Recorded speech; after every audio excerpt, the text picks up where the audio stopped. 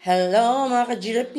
Ito na nga, may bumisita sa atin. Si Madam, kung ano raw bagay na hair para sa kanya, papaayos daw siya. Sabi ko, instead na i-rebond, i-colored botox with powder treatment. Ito na nga, inurutings ko na dyan para medyo hindi masyadong mag-light ang ilalim ni ma'am.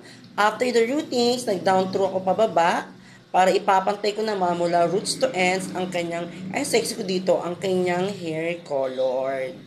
Yes, dapat yan to lagi. Papantay lang natin dyan. Then, ito na, ginamit ako na siya ng treatment, the Fowler treatment. Chos. Ito na tawag na ating Botox Brazilian with Kineme with touch of and Fowler para mapapa-smooth at mapakintabas ng buhok ni client. O, yan, ilalagyan ko na siya dyan. Ina-apply ko na sa dyan. Kasi ang buhok ni client talaga is maganda naman talaga.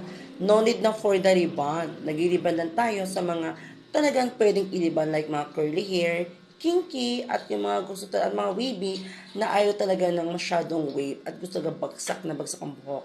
So dahil sa client, maganda ang kanyang hair, binotox Brazilian natin sa dyan, ikikintabin ko lang siya, papakintabin lang natin, palalambutin lang natin ang buhok niya dyan. Ayan, nila-layer sectioning ko na sa dyan.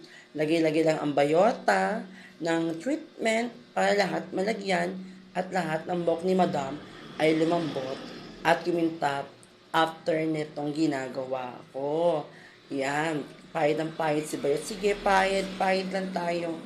Hanggang sa gumanda ang buhok ni client. Sana may tipangga ito. Ito na nga, inilagay pa siya. Yan. Ibinabad na natin siya dito. Ibababad ko na siya ng mga 10 to 20 minutes dyan. Tigo, after 10 to 20 minutes, ito na yung kanyang final result.